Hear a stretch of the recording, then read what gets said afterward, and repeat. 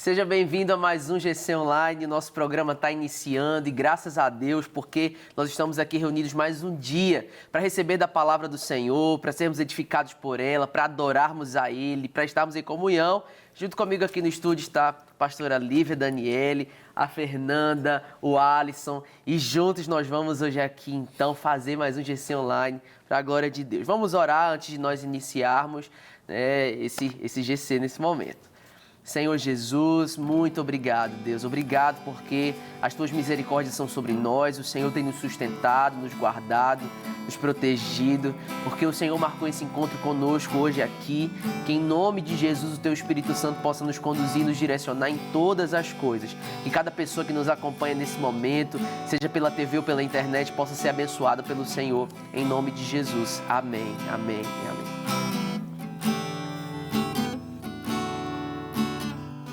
A profundidade das riquezas, da sabedoria e do conhecimento de Deus. Quão insondáveis são os teus juízos, quão impenetráveis os teus caminhos. Quem, pois, conheceu a mente do Senhor? Oh, quem foi o seu conselheiro? Oh, quem primeiro deu a ele para ser restituído?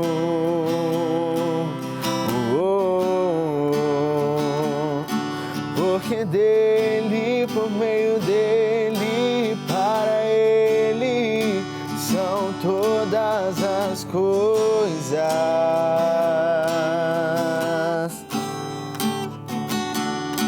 Porque dele, por meio dele, para ele são todas as coisas.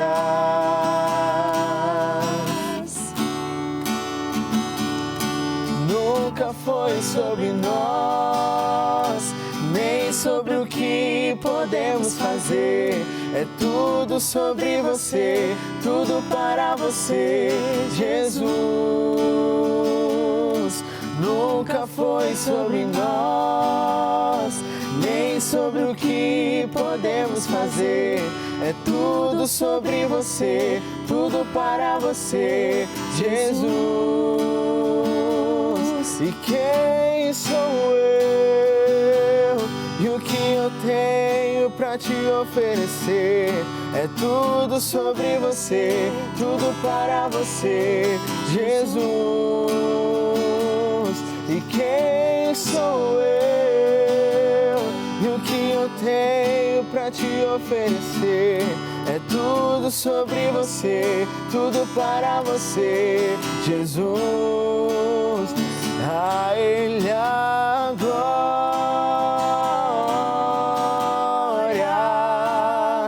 a Ele a glória,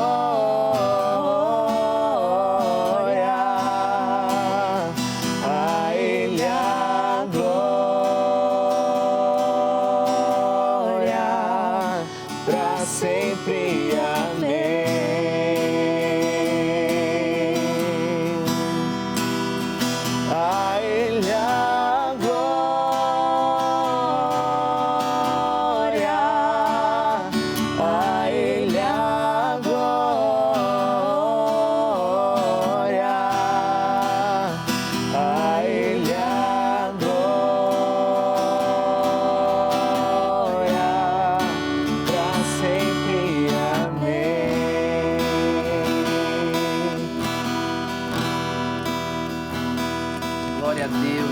Ao nosso Senhor Jesus seja toda a glória, toda a honra, todo louvor, todo domínio para sempre.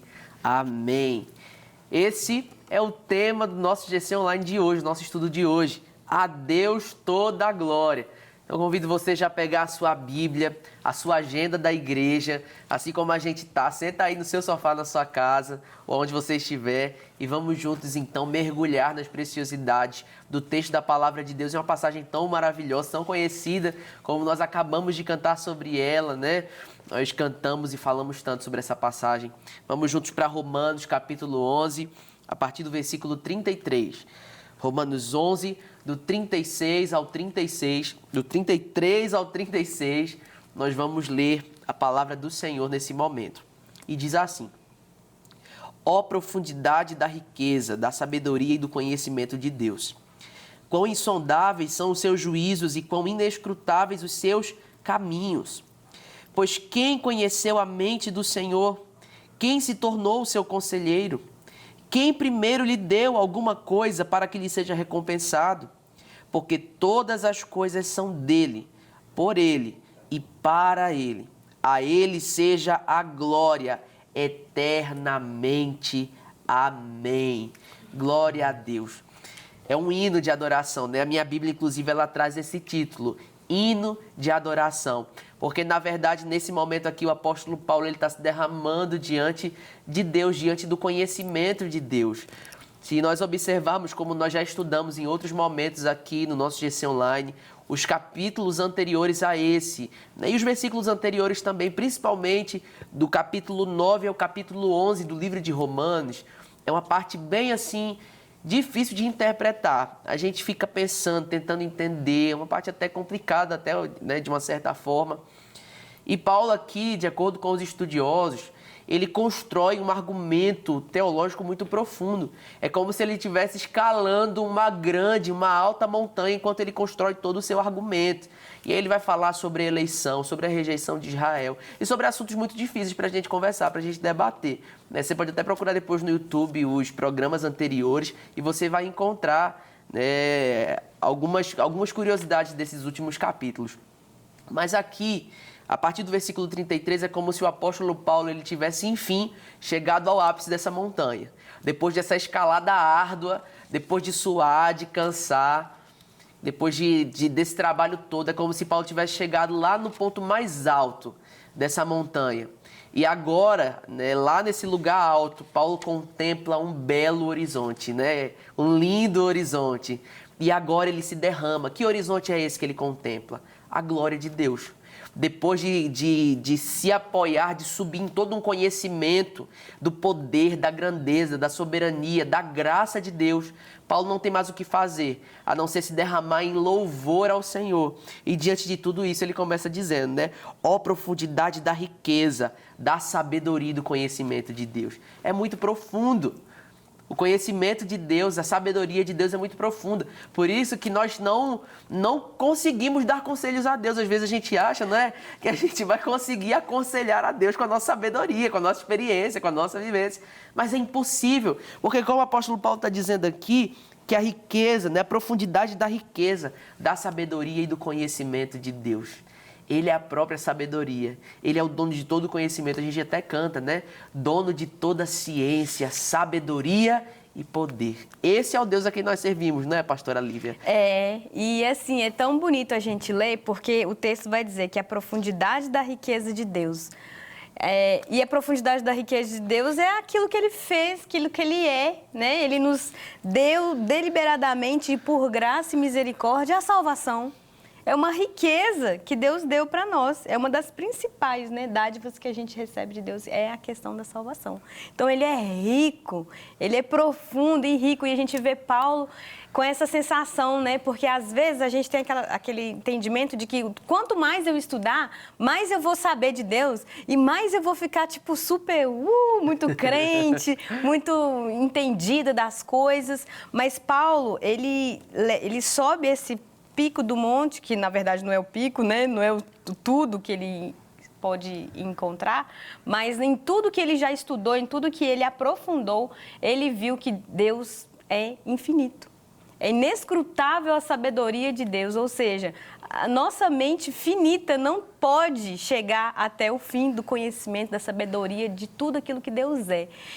E isso que nós precisamos observar, porque a nossa busca pelo conhecimento, a teologia é maravilhosa. Nós precisamos de estudar a Bíblia. Eu amo estudar teologia, mas ela precisa se transformar em doxologia, que é um culto a Cristo, um culto Exatamente. a Deus, um culto onde você venera, onde você o honra, onde você o adora. E é isso que Paulo vê. Ele busca o conhecimento, ele busca falar, né, explicar, ensinar e tudo mais, mas ele contempla. É verdade. Porque é perigoso a gente começar a se tornar céticos, né? Começar a dissecar Deus, né? Igual colocar Deus ali num laboratório e ficar lá, deixa eu ver o que tem aqui. Não é assim que nós precisamos buscar o conhecimento, entender e buscar aprender de Deus. É sempre em adoração. Sempre em... Paulo, todo momento que ele vê, quanto mais profundo em Deus ele vai estudando, mais ele se rende. Sim. Eu acho que é isso que tem que ser o nosso posicionamento. Glória a Deus por isso. Inclusive, né, em relação à teologia, Paulo ele se apoiou na teologia para contemplar Deus. Né, quando ele diz tudo isso a respeito do Senhor, e essa história dele estar subindo a montanha, essa montanha é justamente todo o conhecimento que Paulo tinha. Só que a montanha não é o fim em si mesmo. A teologia não é um fim em si mesma. Na verdade, ela precisa nos conduzir ao conhecimento verdadeiro de Deus, a uma experiência verdadeira com Cristo Jesus, uma experiência verdadeira de salvação. Afinal de contas, esse é um dos pontos principais do livro de Romanos, a salvação do homem.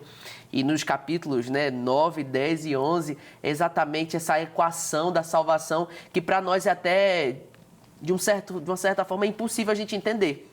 É impossível a gente compreender a totalidade da graça de Deus, porque dentro da nossa mente humana não tem um cálculo que defina a exatidão do tamanho da graça de Deus, do tamanho do amor de Deus por nós. Porque se nós olharmos pela nossa própria justiça, nós definitivamente não merecemos receber a salvação.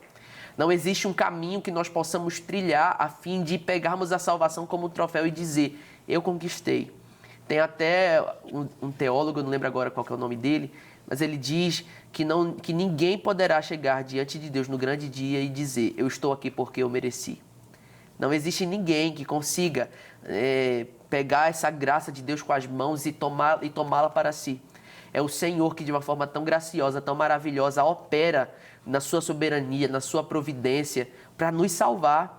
Enviou o seu Filho, Cristo Jesus, para morrer na cruz no nosso lugar e nos dar acesso ao conhecimento de Deus, nos religar ao Senhor, nos alinhar o nosso coração, a nossa visão e nos trazer para perto. Nós que antes andávamos em trevas, andávamos distantes, fomos alcançados pela maravilhosa luz do Senhor. E agora fomos inclusos em um plano eterno e podemos viver para a glória dEle. Não existe outra atitude que nós possamos ter diante da glória de Deus. Não existe outra atitude que nós podemos ter diante do conhecimento de Deus, da revelação das Escrituras, a não ser se dobrar, a não ser se curvar diante do Senhor, como o apóstolo Paulo fez, como Paulo está fazendo aqui nesse texto. Não tem nada mais que eu e você possamos fazer, a não ser isso, diante da contemplação de quem Deus é. E Paulo aqui, então, ele está admirado, né? Ó, profundidade da riqueza, da sabedoria e do conhecimento de Deus. Quão insondáveis são os seus juízos e quão inescrutáveis os seus caminhos. Muitas vezes a gente não entende, né, o que Deus está fazendo, por que Deus está trabalhando dessa forma. Ou às vezes a gente acha que a nossa vida está no piloto automático, né, está no aleatório, e está andando de forma automática, e Deus, como se Deus não estivesse no controle de tudo. Como se Deus não estivesse trabalhando, como se Deus não estivesse fazendo com que todas as coisas cooperassem para que o bom, agradável e perfeito propósito dele se cumprisse na nossa vida, não é? E é isso que a gente precisa buscar se contentar, não é, Fernanda? Que de fato a gente não vai ter talvez uma compreensão completa de todo esse plano perfeito, mas ele ainda é um plano perfeito porque é Deus quem está operando, né, para que nós sejamos salvos, forjados e transformados, mais parecidos com Cristo, né? Sim. Deus, ele não está dentro da nossa caixinha, né? Então a gente está dentro de um plano finito, né? Nós estamos aqui, nosso tempo cronológico, 24 horas no dia, 7 dias numa semana, 365 dias num ano. E Deus, ele está dentro do nosso tempo, mas ele também está fora desse tempo, né? Então ele sabe de todas as coisas, ele sabe de todos os nossos dias. Então, muitas vezes a gente está ali no meio do processo, da caminhada, e a gente não entende, né? Como você falou. E às vezes passa um tempo e você fala, olha gente, não é que fez sentido eu ter passado por aquilo? Como que ali eu ganhei uma maturidade, eu aprendi coisas para estar vivendo o que eu estou vivendo hoje. E o que eu mais amo na verdade, esse texto é todo maravilhoso, né? Mas o que eu mais amo é quando fala que pois dele, por ele e para ele são todas as coisas. Então, não é sobre nós, não é sobre o nosso merecimento, não é sobre a nossa justiça, não é sobre a nossa sabedoria. É através de Jesus, veio dele, é através dele e volta para ele. Então, tudo isso, na verdade, tudo que a gente passa, tudo que acontece ao nosso redor, precisa apontar para Jesus, né? Amém, é verdade. Porque ele é a centralidade, né? Ele é o ponto central. De fato, ele é o alfa, como diz o livro de Apocalipse, né? Ele se revela dizendo, eu sou o alfa e o ômega, o princípio e o fim. No livro de Hebreus, o autor e o consumador da nossa fé. A nossa vida precisa ter Deus no centro, precisa ter Cristo no centro, de fato sendo dele, por ele e para ele. Como a Bíblia fala que é o curso natural das coisas. Aqui na agenda tem uma citação do Catecismo Breve de Westminster com a pergunta, né? Qual é o fim principal do homem? E a resposta é glorificar a Deus e gozá-lo para sempre. Existe um propósito para a minha e para a sua vida, para as nossas vidas. Existe um propósito, que é glorificar a Deus, que é viver para a glória de Deus, que é fazer o nome de Deus glorificado, conhecido sobre a terra. E nós não encontraremos plenitude, completude, fazendo outra coisa a não ser vivendo para a glória de Deus. Por isso que as pessoas andam perdidas para um lado e para o outro, procurando sentido, procurando propósito, porque elas não entenderam que sem viver para a glória de Deus, elas não conseguirão ser completas. É isso que a Bíblia está nos dizendo. Como a Fernanda falou, o propósito da nossa vida está diretamente ligado a isso, viver como sendo dele, por ele e para ele, como a própria Bíblia fala. Ainda que a gente não entenda, ainda que em alguns momentos viver para a glória de Deus gere incômodo em nós. E a gente fica se questionando, ou questionando ao próprio Deus, Senhor, né? Por que o Senhor está fazendo isso, se eu acho melhor assim? Ou a gente nem pergunta, a gente vai lá e quer ajudar Deus a trabalhar. A gente quer fazer aquilo que a gente acha que é o melhor para nós. Quando a palavra de Deus está dizendo que a sabedoria de Deus está muito além da nossa. As Escrituras revelam que o pensamento, os planos, os pensamentos, os sonhos de Deus são mais altos que os nossos pensamentos. E a gente aqui querendo tomar conta de tudo. A gente aqui querendo ser o bonzão, o sábio. Quando, na verdade, a riqueza da sabedoria e do conhecimento de Deus são profundas.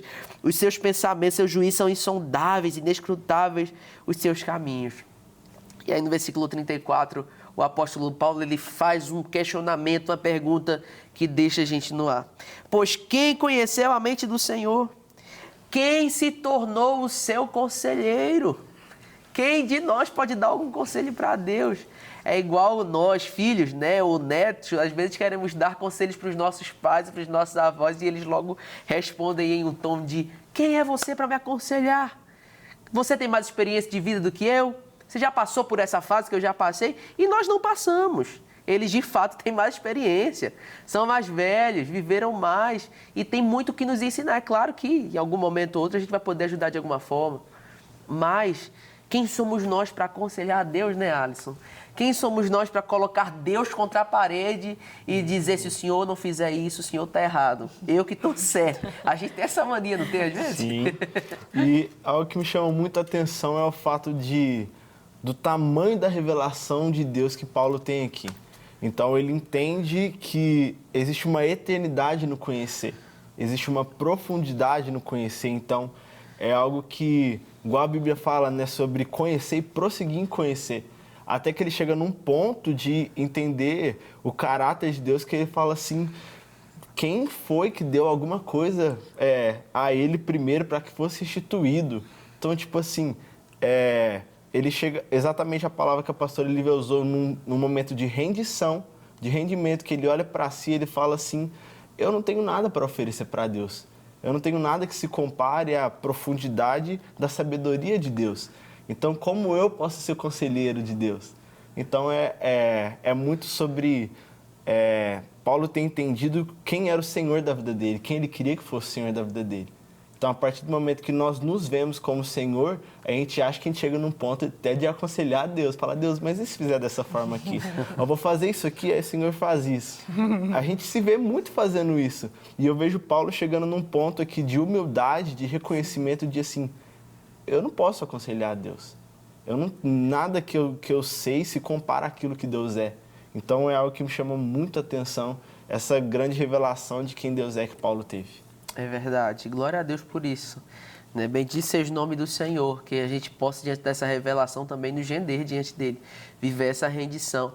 Né? Falando essa questão de senhoria, eu sempre falo uma frase, às vezes a gente quer que Jesus seja nosso Salvador, mas não quer que ele seja Senhor da nossa vida. E não existe Jesus ser Salvador e não Senhor. Ou ele é Senhor e Salvador da nossa vida, ou ele não vai ser nenhum dos dois. Né? Pegando aqui o finalzinho da parte de objetivo do nosso estudo e entrando na parte de contexto, tem uma parte, né, fala algo muito profundo sobre isso. Né? Diz assim, quanto mais conhecermos de Deus, mais humilhados e constrangidos seremos diante da sua infinita grandeza. Contexto, né? Portanto, por mais que estudemos com rigor metodológico, por mais que tenhamos, né, por mais habilidade natural que tenhamos para compreender sistemas e coisas, por melhor e mais variada que seja a nossa formação acadêmica, ainda que sejamos competentíssimos autodidatas, por mais precisão que alcancemos em nossos pensamentos, sistema, escrita e capacidade de expor, até mesmo por mais encharcados que nos tornarmos do todo da revelação divina, ainda assim, teremos que assumir humilhados a nossa ignorância e pequenez diante da grandeza e profundidade da revelação de Deus e do Deus que se revelou, e nos prostrar em adoração diante do Senhor. Esse é o único caminho possível. Não existe nenhum conhecimento intelectual nesse mundo que possa ser mais profundo do que o conhecimento de Deus. Não existe nenhuma sabedoria nesse mundo mais profunda do que o saber, a sabedoria do próprio Deus. Não existe um pensamento mais completo e mais complexo do que o pensamento do próprio Deus. Por isso eles são insondáveis, são inescrutáveis. Por isso nós não conhecemos a completude da mente do Senhor e não podemos lhe aconselhar. Afinal de contas, como a Fernanda falou, nós somos finitos. Nós estamos nesse plano finito. Para nossa mente há uma limitação, para o nosso Deus não. Deus é eterno e ele não cabe na nossa limitação, na nossa mente limitada.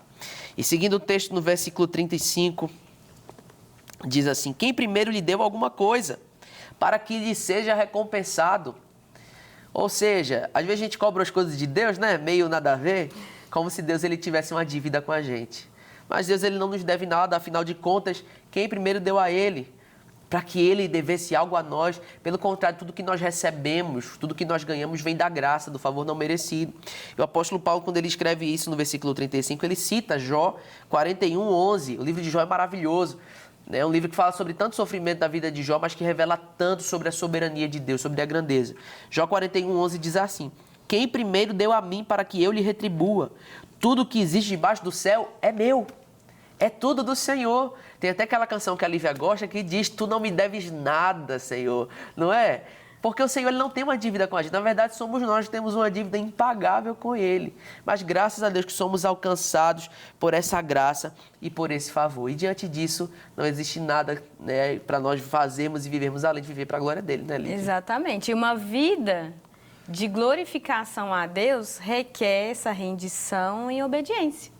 Porque uma vez que a gente está aprofundando sobre quem Deus é, conhecendo e prosseguindo, né? Como fala em Oséias 6, para a gente ir, conhecer e prosseguir em conhecer o Senhor, aquilo deve nos levar a ter uma sede, uma profunda fome da pessoa de Cristo através das Escrituras e nos levar a esse lugar de se humilhar mesmo, dizer, Senhor, o Senhor sabe de tudo. Não tem nada que eu possa falar, aconselhar a Deus que possa fazê-lo saber mais alguma coisa.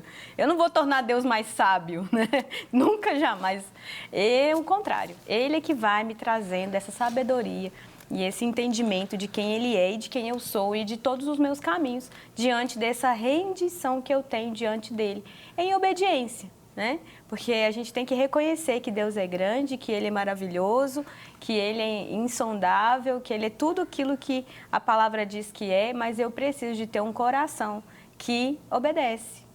porque entende que Deus é grande e que Deus é o dono de tudo e controla tudo e os caminhos dele são melhores que os nossos. Né? Exatamente. Precisa reconhecer e render-se a isso. Exatamente, exatamente. E essa rendição ela vai vir exatamente através do conhecimento, né? Como diz aqui na agenda, na parte de aplicação, fazendo uma paráfrase do Salmo 121, que o salmista ele diz, né? Olho para os montes, de onde me virá o socorro? Meu socorro vem do Senhor, que fez os céus e a terra. E a apostila fala, olhando para os montes que temos a certeza de quem virá o nosso socorro. Quem virá nos socorrer, né? Em quem nós podemos confiar. E é olhando para o conhecimento de Deus, é contemplando a grandeza, a magnitude, o poder do Senhor, que nós contemplaremos também, enxergaremos também a sua glória. E diante da contemplação dessa glória, nos lançando. Afinal, lembrando a você, que eu já falei aqui da primeira pergunta do Catecismo Breve de Westminster, né? Qual que é o fim principal do homem?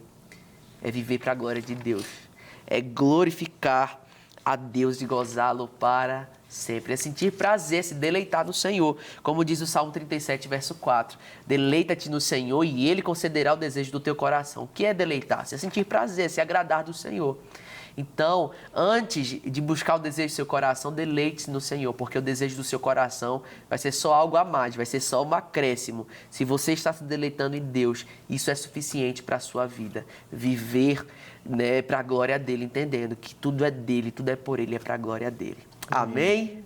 Que bênção!